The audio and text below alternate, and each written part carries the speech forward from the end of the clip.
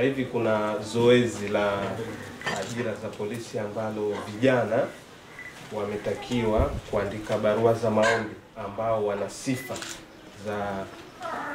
za JKT, ambao wamepita JKT na Jeshi la Kujenga Uchumi JKU. Kulingana na zoezi hili, JKU ikiwa ni miongoni mwa wasimamizi wa hili zoezi, kwa maana tumeonekana kwamba kuna vyeti ambavyo kwa vijana wameghushi, si vyeti sahihi ambavyo kwa vimetolewa na Jeshi la Kujenga Uchumi, lakini vina muhuri wa jeshi na namba za jeshi na mambo mengine. Kwa maana hiyo, baadhi ya hao vijana tumewakamata, na kulingana na uchunguzi wetu wametoa maelezo kwamba hawa ndio ni miongoni mwa waliohusika kutengeneza hivyo vyeti. Kwa hiyo kwa hatua ya awali tumesema tuwachukue hawa ili kuja kuangalia ni kwa kiasi gani wanatengeneza na ni vipi wanafanya mpaka vijana wanawapa hivyo vyeti feki kwa ajili ya kupatia ajira. Kwa hiyo kwa ruhusa yako Sheha, tunaomba uturuhusu ili tuangalie ni kwa kiasi gani anatengeneza hivyo vyeti, ili shughuli nyingine ziendelee na taratibu nyingine za kisheria zichukue nafasi yake. Yangu nakuja kufanya kazi ambayo kazi muhimu, na mmekuja katika shehia yangu kutaka ushirikiano, na mimi nawaahidi ushirikiano nitawapa, kwa sababu hili ni jambo ambalo kwa sasa hivi si zuri, na jambo hili linatuathiri kwa kiasi kikubwa, kwa sababu kinachotakiwa kijana akimaliza shule aende kambini ili apate kile cheti halali. Na maana kupata cheti halali, inapotokea ajira, kijana akienda kule cheti hakina matatizo, kama ni riski yake ile kazi ataipata, kama si riski yake asubiri mkumbo mwingine. Kwa hiyo mimi nashukuru sana kwamba mmejiridhisha kwamba hivi vyeti si halali, na nitawaomba kila kijana atakayekuja mujiridhishe, na baada ya kujiridhisha, sio kwa shehia yangu tu, kwa shehia yoyote ile, muifanye kazi hii na kufanya upembuzi yakinifu ili hili suala liwe ni mwisho, kwa sababu likiwa ni mwisho, naamini wazi kwamba halitotokea tena tatizo hili la kufanya hivi vyeti feki. Kwa hiyo mimi nashukuru sana, nikwambieni karibuni tufanye kazi kwa pamoja, alafu baada ya kufanya kazi kwa pamoja tukisha kujiridhisha, hawa watu na waomba wawe katika mikononi mwenu, na najua wakiwa katika mikononi mwenu wako katika kitengo salama. Kwa hiyo asanteni. Njoo jana. Kinambe. Halo vizuri senyora. Kuja anadisi. Kibele kwa mtambo. Mama mwenye nyumba hayumo.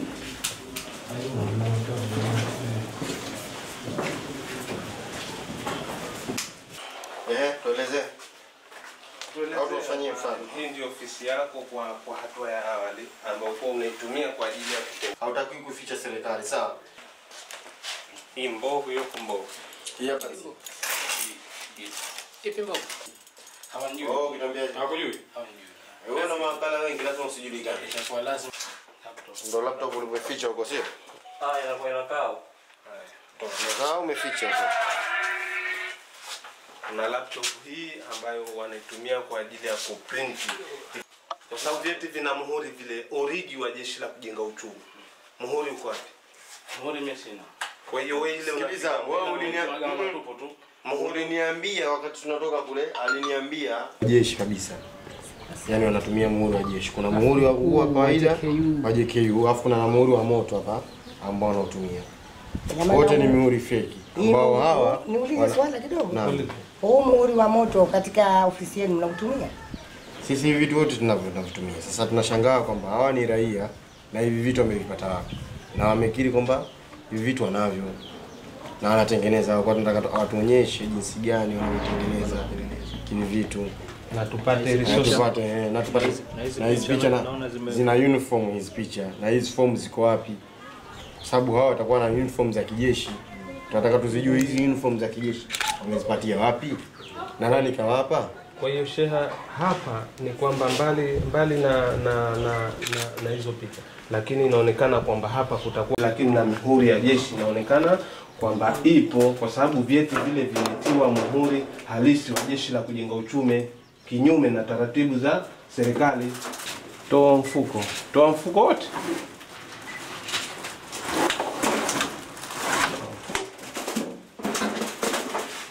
niangalie.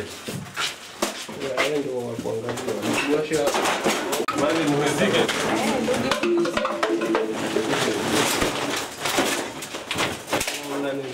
Bali Mjuma sogea kwa kidogo.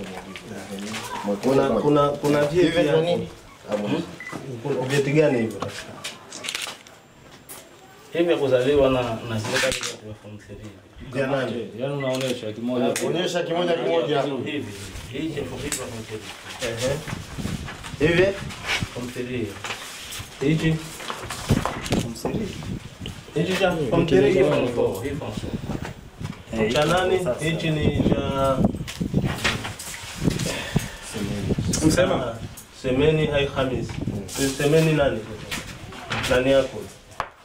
Mimi hata sijui kwanza. Mimi ushasahau ya siku nyingi. Dadangu. Dadako? Wewe unaitwa nani? Dadako wa vipi? Wewe dadangu ni Semeni Idi Hamis. Wewe unaitwa nani? Mahmud Shabaniani. Dadako wa vipi? Dadangu kutoka mamangu mkubwa. Sheha, tunaomba pamoja na hivi tuchukue ili tupate nani hapa. Kuna living certificate za advanced level. Kwa hiyo ni ziko empty, ni kwamba hazijajazwa, na hizi kitaratibu ni shule tu, wale wakuu wa shule ndio wanaopaswa kuwa nazo hizi. Hapa kuna vyeti vya kuzaliwa Muungano na vya Jamhuri ya Muungano. Vya Zanzibar na vya Jamhuri ya Muungano. hii ya bodi ya mapato za nchi. Anatengeneza hii Nini? Ya gamba letu la Jeshi la Kujenga Uchumi ambalo tayari kwa nani tofauti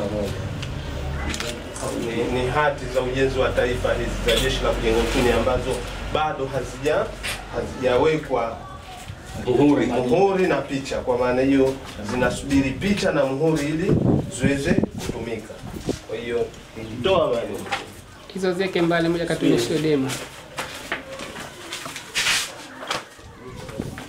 Vipi? Moja katuonyeshe demo. Ndio ishatengwa Ishatokea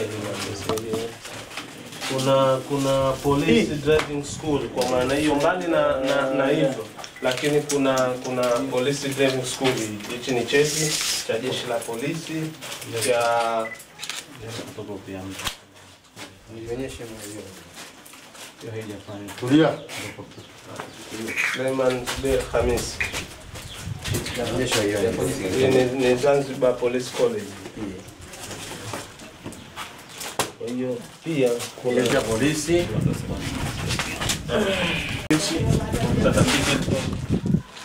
Chuma chini.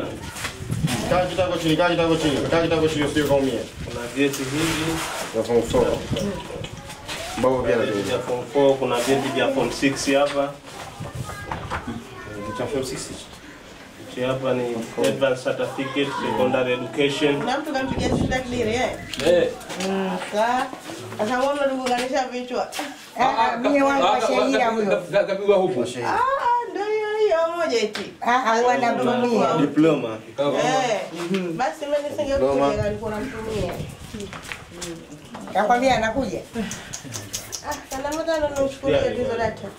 Kwa hiyo tumeona vyeti mbalimbali hivi vya form 6, living certificate, vyeti vya Jeshi la Kujenga Uchumi, vyeti vya ZRB, lakini pia kuna polisi, kuna za polisi na vitu mbalimbali ambavyo kwa vipo hapa.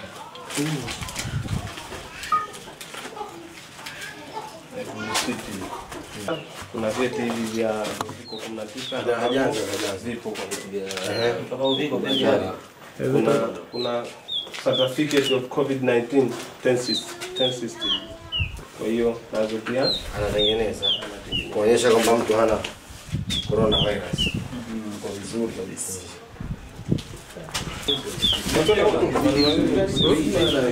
Hamna nini ndani.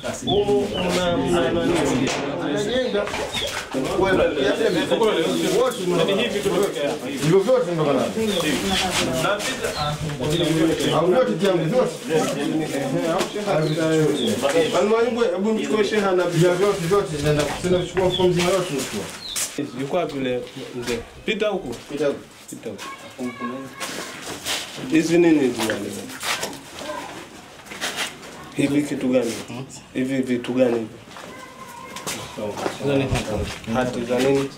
Tofauti. Sasa watu kama watu huyu na huyu tupo wengine Za familia, za watoto wako.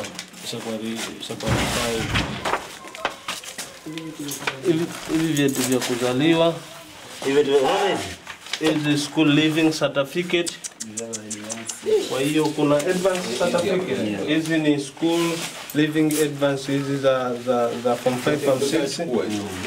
Kwa hiyo Hivi ni vitu vya kuzaliwa. kuna vyeti vya kuzaliwa. Hivi vitu vya kuzaliwa hivi. Hivi vitu vya kuzaliwa. Living is up.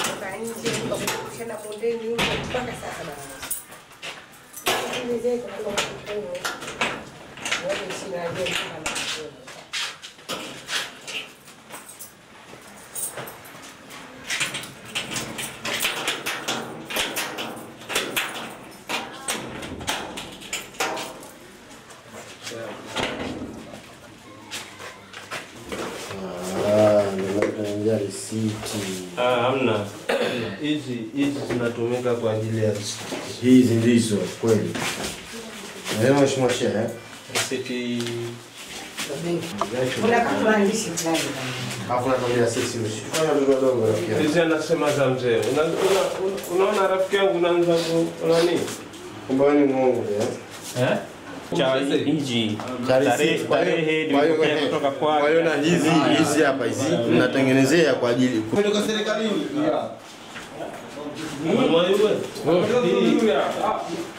Mouse yako iko. Mouse huna? Tupe mouse.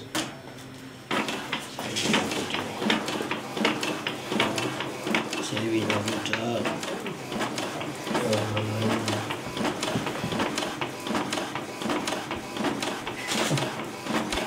Mouse iko hapo. Kuna mouse.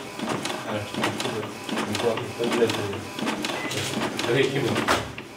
Natumia keyboard tu.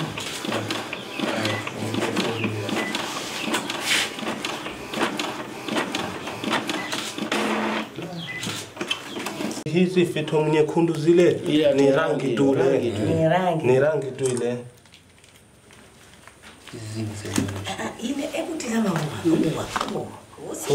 Kama hii iko nini? Sio ishara kwenye crown ile. Rafiki yangu tutafutie muhuri wetu. Yaani hiyo Tukishapita hivi tufanye hivi. Kaa hapo na wewe. swala hili nalipokea katika hali ya masikitiko sana, kwa sababu unapopotea katika vyeti vya kufoji vinawaumiza sana watoto ambao tayari tushawapa vile vyeti. Wanapokwenda kwenye mambo ya mitandao sasa vinakataa kusoma. Kwa hivyo tayari mwenyewe alikuwa anajiamini kwamba na cheti cha kuzaliwa na kitambulisho na mambo ya kusoma masomo nimemaliza vizuri, lakini mwisho wa siku anakuja kupata hasara, tena inakuwa hasara kubwa.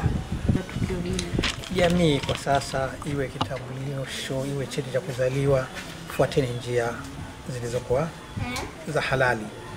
Nenda kwa sheha, atakuandikia hata kama mwanao alichelewa kuzalia, yani kumpeleka kwenye huduma za kupata taasisi, kwenda mambo msije kupata cheti. Itachukua muda kupita wilayani, kupita mahakamani, lakini kinatafutwa uhalali wa kupata cheti ambacho kiko vizuri.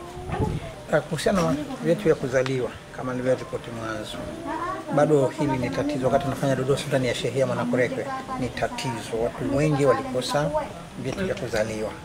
Sasa wanapokuja kukurupuka sasa, wakikutana kwamba nenda mahakamani, nenda kwa pitia kwa mkuu wa wilaya, wanaona ile njia ni ya mzunguko, wanatafuta njia ya kufika haraka. Lakini tu vitu kwamba watu wasitafute njia ya kufika haraka, watafute hiyo ya mzunguko hata kama ni mrefu. Sababu kinachotafutwa ni uhalali wa kupata cheti kilichoko haraka.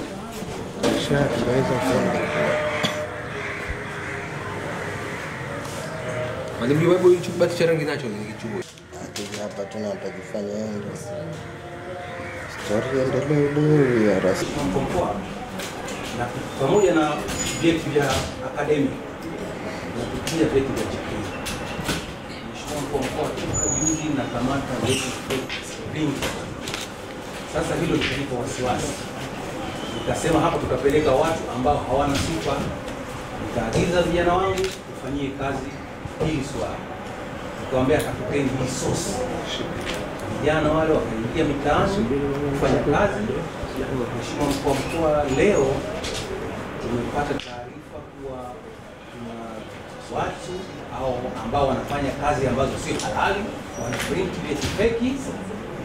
Kwa hiyo na mimi binafsi nikasema, sababu tunamsaidia Mheshimiwa Rais, kwa hili Mheshimiwa Mkuu wa Mkoa sikubali na sintolikubali, kwa sababu kwanza tunachukua vijana wa kujenga taifa, wanakuwa wale vijana kama wana miaka miwili, lakini kijana hana ajira, hana chochote. Kumbe kuna watu huko wanatengeneza haya mambo, wanatengeneza vyeti, wanaingilia kwa mlango wa nyuma, vijana huko wanahangaika.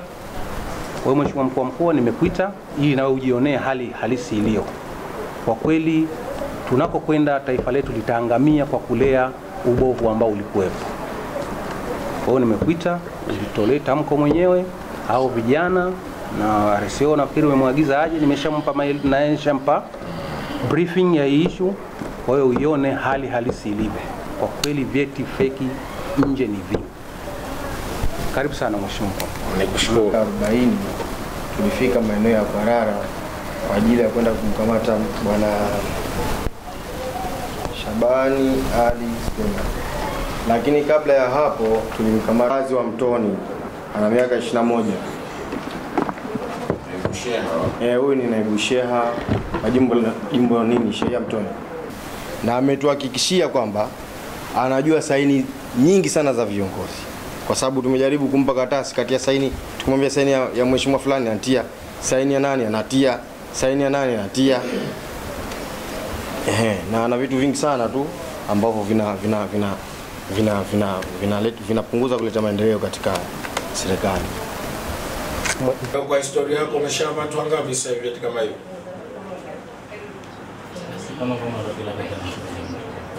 Miaka 10, maana yake miaka 10 kuna wewe ushawapa. Hapo kazini hapo. Na ujuzi wewe umepata wapi? Ujuzi wangu. Wa kutengeneza hivyo vyeti.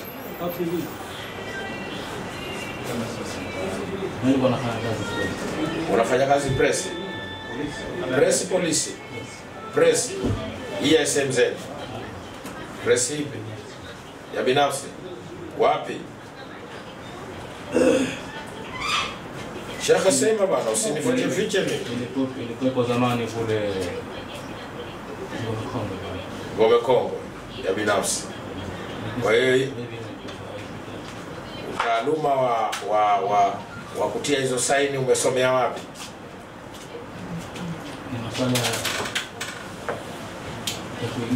Ya kuigiza. Hebu niigize saini ya rais hapo. Unazijua zipi? Yaani nione unapotia saini ya mtu mwenye.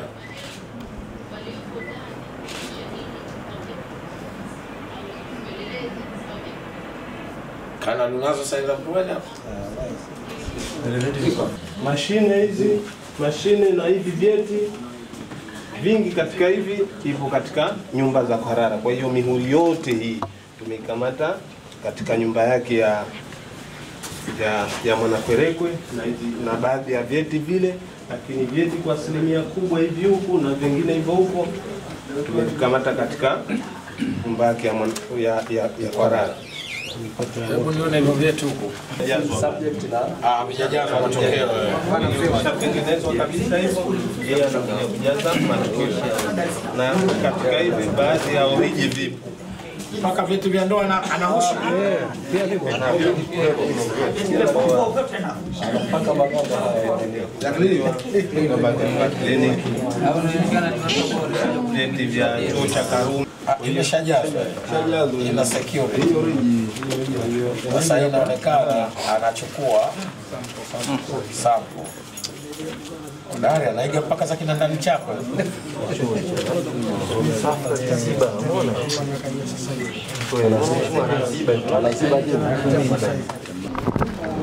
Basi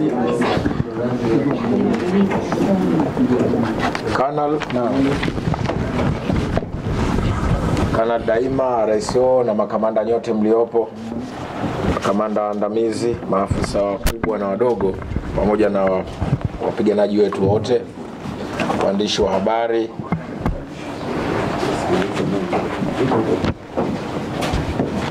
mabibi na mabwana kama wapo, assalamu alaikum. Kwanza kwa niaba kabisa ya kamati ya usalama ya mkoa, tukushukuru sana kamanda wa JKU, Kanali Daima na jeshi lako, pamoja na vikosi vingine vyote ambavyo kwa namna moja ama nyingine vinajaribu kutusaidia na kusaidia serikali kuibua vitu viovu kama hivi ambavyo vinatokea kwenye jamii yetu. Nikupongeze sana Kanali, na kwa hakika salamu zako hizi tutazipeleka pia kwa Mheshimiwa Rais wa Zanzibar na mwenyekiti wa Baraza la Mapinduzi. Umefanya kazi kubwa sana kishujaa. Kama ni vita, leo umepambana vita vikubwa sana na jeshi lako. Lakini pia niwapongeze vijana wako wale ambao wamekwenda kufanya kazi hii. Mimi najua na wewe una njia yako ya kuwapongeza, lakini na mimi nitumie fursa hii kuwapongeza. Bahati nzuri wakati jambo hili linafanyika huko, wewe ulikwisha kunidokeza. Kwa hiyo kuna mwananchi mmoja naye alinipigia kwa siri sana, akaniambia, Mheshimiwa mkuu wa mkoa, na wewe ufahamu kuna jambo hapa linajitokeza, kuna mtu kakamatwa na jeshi lako la JKU, wamekuja hapa vyombo vya ulinzi na usalama wamemkamata. Kwa sababu ulishaniambia, sikuwa nikihangaika, nikijua siku ya siku utanipa mrejesho, na yule mwananchi raia mwema nilimshukuru pia kwa kunialati lile, maana hofu yake akaona lisije likawa limeishia njiani. Lakini bahati nzuri nilimtosha, nikamwambia jeshi letu ni T na tayari najua hiyo taarifa inaendelea na mimi na taarifa zote. Alitamani sana nije kwenye field, nikamwambia hapana, waache, nimewachia vyombo hivyo vitafanya kazi. Kwa kweli nikushukuru sana tena sana sana sana. Tumeona hapa, nimepata taarifa kutoka kwa vijana na wewe mwenyewe. Taarifa hii kwa kweli inahuzunisha sana. Nimeona kwamba kumbe sisi tukikaa huku maofisini, huko nje kuna maofisi mengine pia ambayo yanajihusisha na taasisi zetu za serikali. Kilichofanyika hapa watu wote wanakiona, na naamini leo wananchi nao watashuhudia. Nimeona mimi mwenyewe na nyinyi vyombo vyangu mpo vya ulinzi na usalama. Nadhani hakuna muhuri ambao hapa haupo. Pana muhuri unanasibishwa na vyombo vya muungano, kwa maana Jamhuri ya Muungano. Kuna mihuri ya taasisi zetu za serikali, watu wanahushi. Kuna mihuri hapa ya makampuni, tena kuna mihuri ya moto, lakini kuna mihuri hapa ambayo inahusishwa na kuhushi vyeti vya elimu, kwa maana vyuo vikuu, sekondari, form 4, sote tunaona hapa, ndo nimekamata hiki. Lakini vyeti vya kuzaliwa, nilikuwa najaribu kuuliza kwamba kama kuna vyeti vile ni vitambulisho vya Mzanzibari. Ingawaje vitambulisho vya Mzanzibari vina security kubwa, lakini watu wa type hii hawashindi kufanya hivi. Lakini nimeona leo cha ajabu kwamba ndoa ni kitu halali, mpaka vyeti vya ndoa watu wanahushi. Kiko wapi? Maana yake kwa lugha nyingine sijui wanavitumia wapi hivi vyeti. Labda wanapokwenda magesti, maana magesti mengine nayo lazima ende na cheti cha ndoa. Vyeti hivi leo. Kwa hiyo huko watu wetu huko wanaohusiana na masuala makazi wetu wafahamu kwamba wako watu lakini kuna vyuo maarufu tukivitegemea kwamba visingeweza kutolewa na kuhushiwa dokumenti zao. Nimeiona hata dokumenti fake ya chuo changu ambacho nimeondoka kuwa leo mkuu wa mkoa, Suza, nimekiona. ZU kipo, SHA, naamini na vyuo vingine. Kuna Mafinga hapa, Clinic Officers Training Centers, Open University, kuna Karume, lakini kuna pasipoti, naambiwa pia watu wanahushi. Haya mambo makubwa. Haya si mambo kabisa ya mzaha. Pana mambo mengi sana hapa. Nimeambiwa kwamba wanao injinia kufanya mambo haya leo mmewaweka mkononi. Na Mwenyezi Mungu anatupenda sana sisi. Kitendo cha jeshi la polisi kutangaza swala la ajira, mchakato wa ajira huu ndio umetufikisha leo jeshi letu la JKU kuweza kugundua jambo hili. Nikupongezeni sana kamanda, chini ya uongozi wako, kwa namna mnavyoweza kupambana. Na nikushukuru tena kwa sababu wewe si jambo la kwanza ili kuniibulia. Kuna mambo mengi tu unayakamata siku hizi. Naona namna jeshi lilivyokuwa active. Nimeambiwa hapa kwamba wamekamatwa hawa.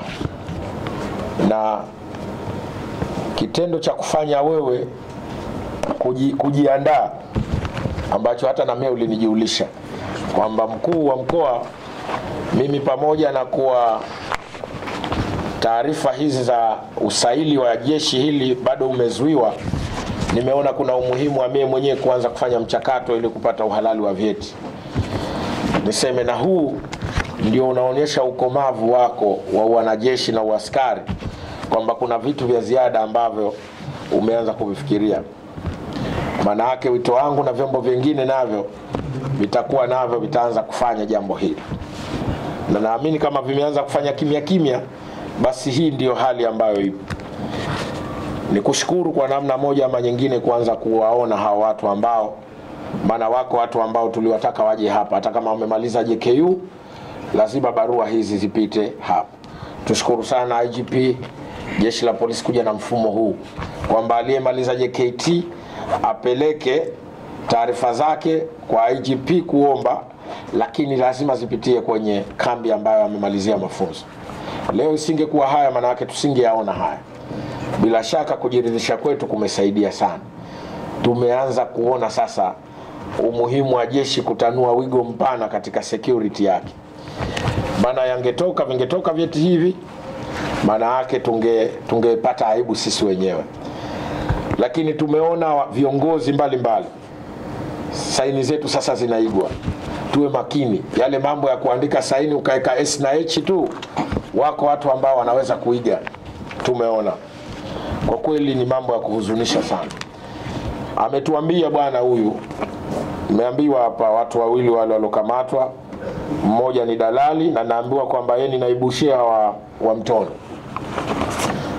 Huyu kwa mamlaka mimi nilionayo hana sifa ya kuwa naibu sheha. Kwa nitamwagiza mkuu wa wilaya, kwa sababu kwa mamlaka tulionayo kwa mujibu wa sheria ile, mamlaka haya ya kuteua naibu sheha na mkasimu katibu na ni mkuu wa wilaya, ili yeye ateue katika wasaidizi wa sheha kwenye lile baraza la mashauriano la shehia. Kwa hiyo kwa mamlaka yale tutarudi tena kuona kwamba huyu hawezi kuwa kiongozi. Hawezi kuwa kiongozi ndiye akawa na hujumu serikali kwenye swala la uchumi. Vyeti vyote hivi ni thamani na ni fedha. Yeye anatuambia anachukua shilingi 20,000. Sio kweli. Hawezi kukaa matako akatengeneza cheti kwa shilingi 20,000. Niwashukuru makamanda kwa namna mbinu mlizozitumia mpaka mkajua bei 300,000, 200,000, na tunaamini hivyo. Lakini tunaambiwa huyu na mama na mtoto wake pia anashirikiana naye. Hatuwezi kumwacha mzazi tu peke yake, na mtoto lazima tushughulike naye. Nimeambiwa kwamba huyu mwenyewe sasa mtaalamu anaitwa Bwana Shabani Ali Sleman, na ana nyumba 2, nimepata taarifa, kwa Rara pamoja na Mwanakwerekwe. Nyumba moja inaweka mitambo, nyumba moja inaweka miundombinu mingine. Lakini nimepewa hapa kwamba saini zote za viongozi yeye anaushi na anaiga saini. Hana saini ambayo haijui. Wamepima jeshi letu na wamejiridhisha. Moja ya saini ambayo ameicapture kwenye kichwa chake ni ya mkuu wa jeshi aliyepita. Nadhani leo angekuweko mwenyewe asingekubali kwenye jambo hili. Kwa hiyo nikushukuru Kanali Daima kwa kumuokoa pia Kanali mstaafu mwenzako Kanali Mtumweni, ambaye naye alikaa kwenye jeshi hili kwa heshima kubwa sana. lakini hakuwa akijua nje huko kunafanyika kitu gani. Sasa tumeona hiyo kazi hii, kama ni saa 6 dakika 40 mbinu mlizozitumia ambazo vijana wetu mmeweza kumuibua huyu jamaa. Sisi kazi yetu kubwa sasa kama serikali, napaswa kusema neno kwa niaba ya serikali kwenye mambo haya. Wananchi wote wanaotuangalia, kazi hii inayofanyika si kazi halali, iwe kwa hapa duniani na kesho kwa Mungu. Huyu mzee huyu na wote washirika wake, kazi hii wanayoifanya ni kazi ambayo wao wanaenda kulisha familia zao. Wanatumia nguvu ya kudanganya kwa kuhushi vyeti feki kwenda kuwapa wengine wavitumie, tukiamini baada ya miaka inayokwenda, manake tutakuwa na wafanyakazi, tutakuwa na nguvu ya watu katika kutengeneza rasilimali watu kwenye kazi, watu ambao ni feki. Na tukitizama tu kwamba anavyovifanya au wanavyovifanya hawa ambao wanatengeneza vyeti feki, kwa mfano hapa nimekutana na mkataba wa mauziano, manake ni dhahiri hapa anaenda kujenga uongo. Ukimwona mtu anatengeneza cheti feki cha makubaliano ya mauziano, manake ndani yake kuna watoto watadhulumiwa, kuna familia nyonge zitadhulumiwa, kwa sababu alienda na pesa na anatengeneza mikataba feki hii ili siku ya siku asingiziwe aliyeuza, na mara nyingi anakuwa marehemu. Lakini pia huyu amesababisha kuwa baadhi ya vyuo sasa kuondoa reputation ya baadhi ya vyuo karibia vyote Tanzania. Sijaona University of Dar es Salaam tu hapa, lakini karibia vyote vyuo hapa, kila kimoja amejaribu kuchukua karatasi na kutaka kuhushi. Ni dhahiri kwamba huu ni uhujumu mkubwa wa rasilimali watu. Siku ya siku tunapoambiwa kazi haziendi, kazi hazifanyiki, ni kwa sababu tumetengeneza watu na kuwatisha uwezo ambayo wao hawakuwa nao. Tunapotengeneza vyeti hivi, maana tunatengeneza maengineer ambao hawakuwa qualified, tunawapeleka kwenye maeneo ambayo tukiamini hivi ni vyeti sahihi. Na ukweli usiopingika kwamba katika taasisi zetu hatuna wataalamu wa kurecognize hivi vyeti. Tumshukuru Mungu anapotupa nafasi ya kuanza kugundua kwamba viko vitu kama hivi vinafanyika. Lakini hizi za ndoa ni dhahiri kwamba ama anaachishwa mtu, kusema mtu kaachwa kaolewa na mtu mwingine, maana yake hapa kuna jambo hapa.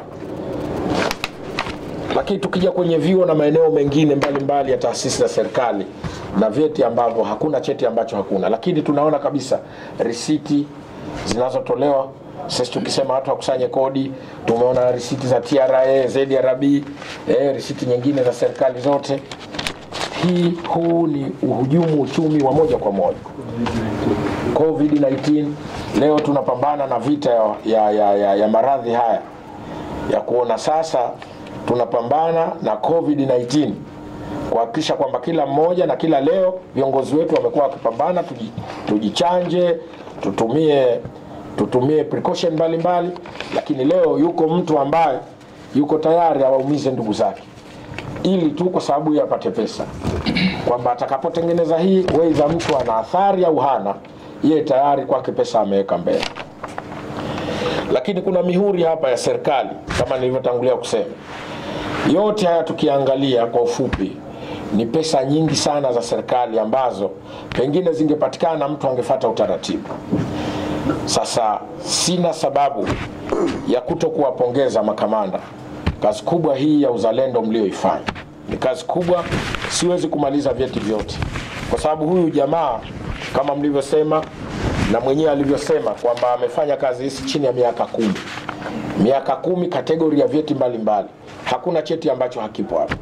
Huyu jamaa ukitaka cheti chochote kwa mihuri hii niliyoiona na ambayo waandishi pale wamechukua, ni dhahiri kwamba hakuna kitu mjini hapa utakosa.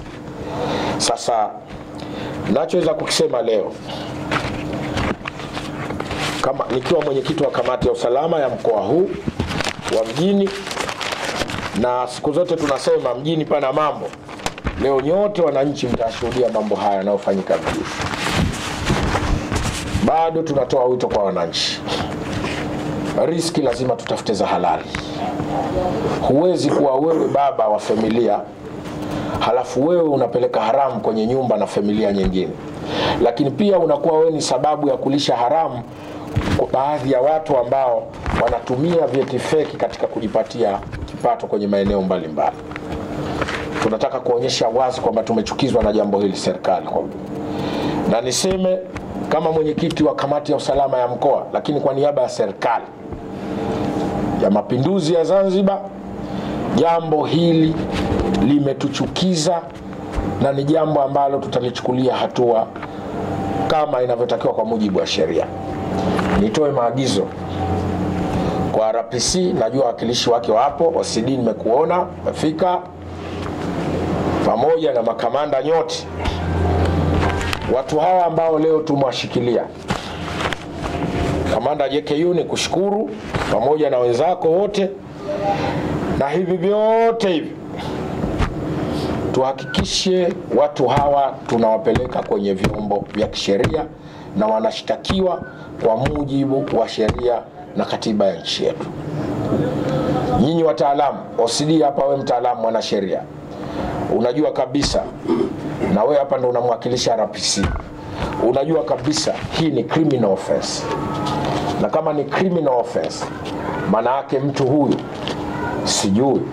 sidhani kama leo ana haki ya kulala nje. Hili ni kosa la jinai. Lakini waagize jeshi la polisi, na mimi nitakuwa nafuatilia nyayo kwa nyayo kwamba hawa wana watu wao wengine, hawezi kufanya peke yao hawa. Tunamshughulika na mmoja badala ya mwingine. Nimewahoji, wameniambia kwamba kuna mtu Dar es Salaam anawaletea magamba. Jina alilitaja pale jina. Mfuatilie mmoja badala ya mwingine. Na hapa Zanzibar, huyu kazi atakuwa na watu maajenti ambao anawatumia. Lakini nitoe wito kwa vijana wote wa Kizanzibari, acheni kwenda kutengeneza vyeti feki, vitawaweka pabaya. Tukigundua kijana ametengeneza vyeti feki, na yeye tutamshtaki kama tunavyomshtaki anayetengeneza vyeti. Bana, sheria hii inatutaka anayetengeneza, anayepokea, kwa sababu tu kwa kupata njia shortcut. Nitoe wito kwa wazazi. The ignorance of law haina maana kupata excuse. Wazazi wenzetu, hoja ya kusema mimi sikujua kwamba hicho cheti feki, hatutawasikia. Tuhakikishe wazazi, mtoto hakuenda shule, cheti anapata wapi? Mtoto hakuenda kwenye eneo ambalo ulitegemea afanyie kazi kwanza ndio apate cheti. Hajaja JKU, cheti anapata wapi?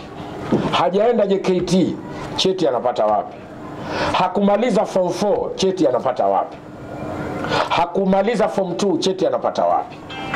Lakini mtoto wako huyo hajafunga ndoa, cheti cha ndoa anapata wapi? Lakini leo tunakuta huko, leo tunapokea makesi mengi ya ardhi, ya nyumba kudhulumiana. Mikataba hiyo, wataalamu wetu wa mikataba, muwe makini sana kuiangalia mikataba yetu, hususan watu wetu wa ardhi na maeneo mengine ambayo zina rasilimali za watu. Leo sina haja ya kutaja chuo kimoja kimoja au taasisi moja moja, tumeshuhudia wenyewe. Niendelee kutoa wito, vyombo vyetu vya ulinzi na usalama, muendelee kutusaidia na niwatie moyo. Kazi mnayoifanya ni nzuri na tunaridhishwa nayo viongozi wenu. Kazi hii mlioifanya kizalendo ya kuibua jambo hili, kama tusingetangaza hizi ajira leo, isingekuwa rahisi sana kujua kama kuna watu wana vyeti feki. Wito wangu, tuendelee. Kama kazi zetu zenyewe asili yake ni uzalendo, lakini huu mlioufanya, hususan JKU, mmefanya uzalendo wa ziada. Lazima niseme ukweli. Hongera sana kamanda, hongera sana na timu yako. Lakini niseme wazi, kwamba jeshi la polisi tuendelee kulisimamia jambo hili na tuhakikishe hao tunawachukulia, tunawapeleka sasa kwenye vyombo vya sheria. Kwa hiyo naamini leo watashifti sasa. Jeshi la JKU la kujenga uchumi leo limeshafanya kazi ya hatua ya kwanza, angalau kutuibulia. Bado jeshi la polisi kwa mujibu ya kazi yetu tuna jambo hapo la kufanya technically. Hii sasa utaalamu tunakuachieni nyinyi. Kwa mfano sasa tutajua cheni nzima hii iko wapi.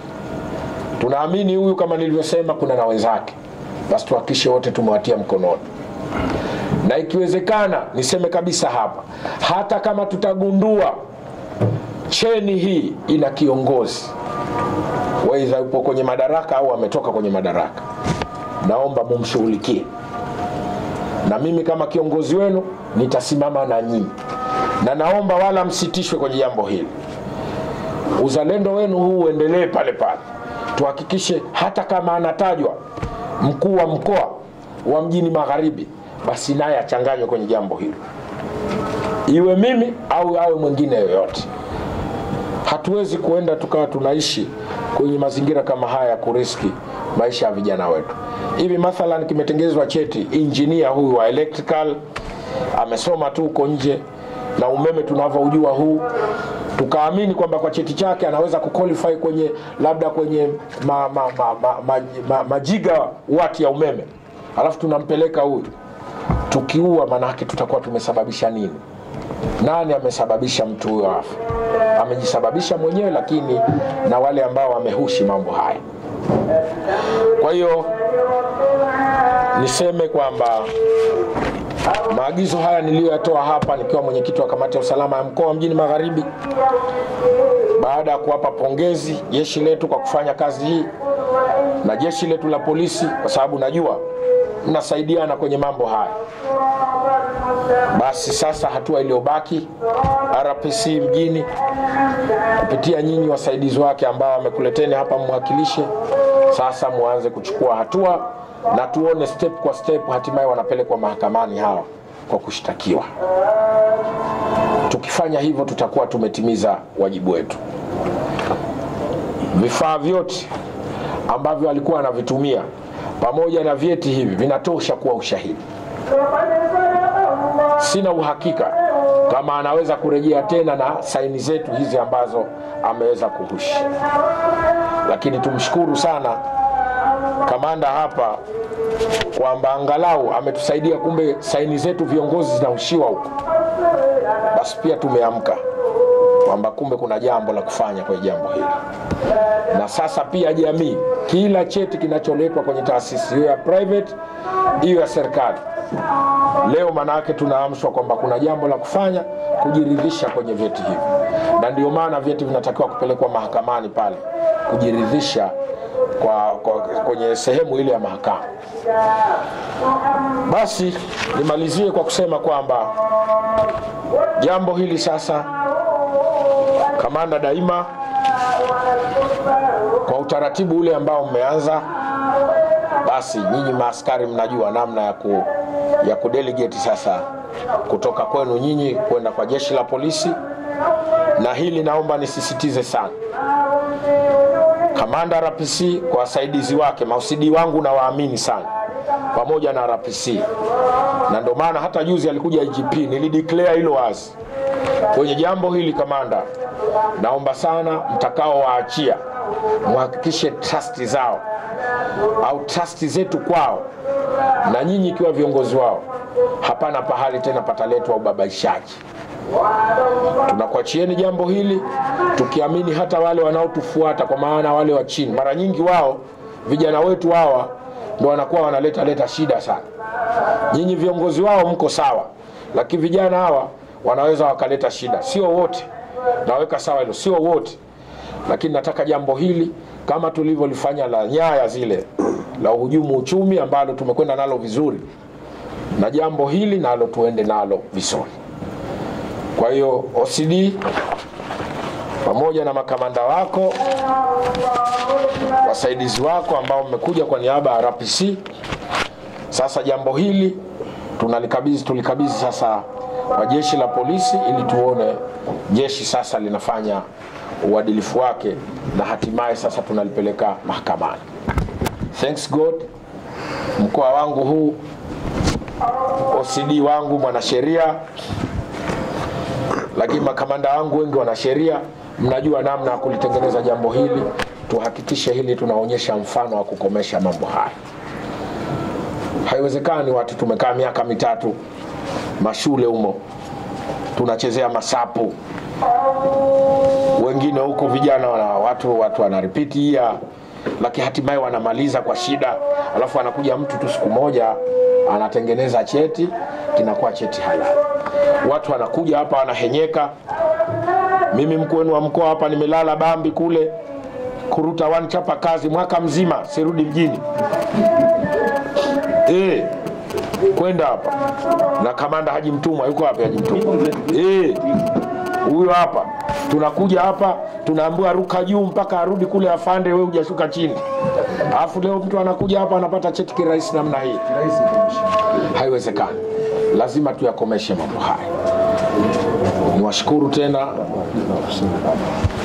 Niwashukuru na niseme kwamba tukiwa serikali tumefarajika na haya, na tuhakikishe tuendelee kupekua zaidi. Baada ya hayo, niwashukuru sana waandishi wa habari, niwashukuru sana makamanda, nikushukuru na niwashukuru pia vijana wetu kwa kwenda kufanya kazi hii ambayo kwa namna moja ama nyingine imezaa matunda. Bado hakuna hofu, na wala msijitie hofu kamanda. Hakuna mtu huko atawatisha. Sisi tuko nyuma yenu na mnalolifanya hili 100%. Hatutaki tuyaone. Mheshimiwa Rais siku zote anasema kwamba sisi tuishi tukiwa tunamuweka Mungu mbele, na tunaamini kwamba tunachokifanya tunafanya kwa takwa. Kwa hiyo baada ya haya niwashukuru na niwatakie sasa kuifanya kazi hii na kuhakikisha jamaa hawa tuliowakamata tunawapeleka kwenye vyombo vya sheria. Asanteni sana kwa kunisikiliza.